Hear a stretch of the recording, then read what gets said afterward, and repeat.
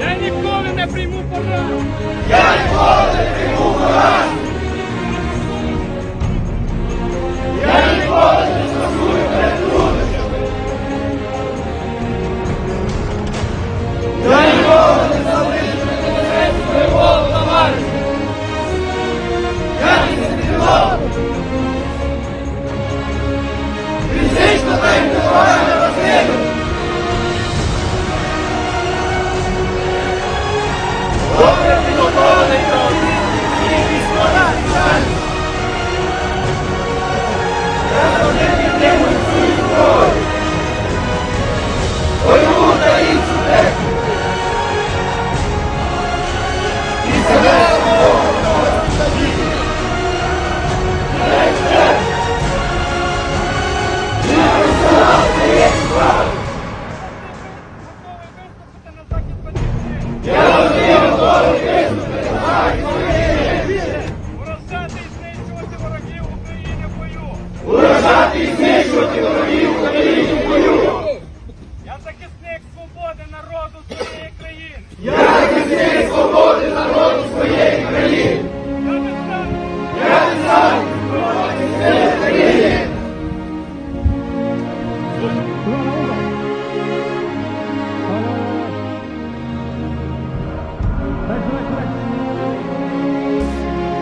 Ukrainian troops are stepping up attacks on Russian forces in the southern city of Kherson. Ukrainian forces were surrounding Kherson from the west and attacking Russia's foothold on the west bank of the Dnieper River, which divides the region and the country. Ukrainian soldiers are gathering north of the strategic city of Kherson above Crimea as they prepare to launch an offensive to regain the territory. Ukrainian forces have been steadily retaking nearby territory for the past few weeks. They have pushed as far as 30 kilometers, 19 miles south along the Dnieper, threatening to trap Russian troops. Ukraine must win the crucial battle for the strategic city of Kherson in the south before the winter hits, the Ukrainian official has said, because further advancements will be near impossible in the treacherous and cold conditions.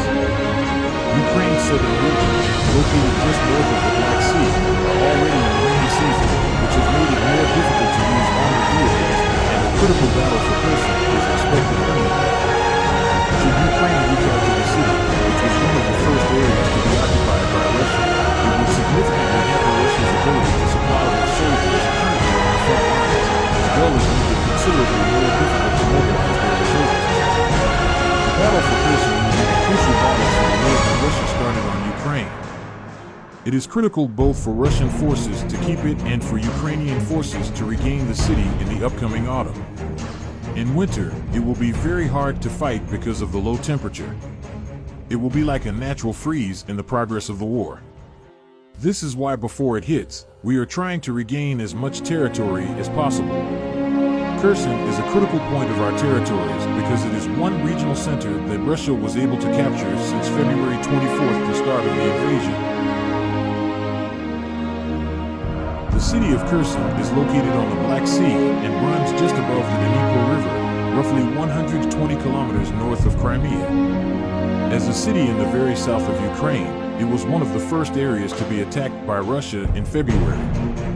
It has since provided Putin's forces with a vital route into Ukraine from Crimea, with soldiers and munitions supplies running through the city. Ukraine troops have, in the past few weeks, advanced to regions north of the city, liberating various small towns and villages around the strategic center. In the next few weeks, it is expected that a major battle will take place between Russia and Ukraine to gain control over this critical area. While the past 2 months of Ukrainian counter-assaults have been swift, the attack on Kherson is expected to be much more difficult. It is now the rainy season in Ukraine, a period that particularly affects the southern areas of the nation near the Black Sea, and that makes it much harder to maneuver military vehicles. Ukrainian Defense Minister Alexei Reznikov noted in a press conference on Wednesday that Russian forces have also been using irrigation canals in the Kherson region as trenches to further slow down Ukrainian soldiers' advance.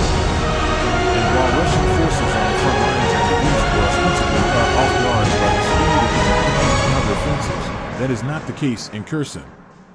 Russian troops have been mass evacuating residents of the city, a move that Ukraine has suggested is against the will of the citizens, and Russian officials have even visited to ensure preparations for an attack are underway.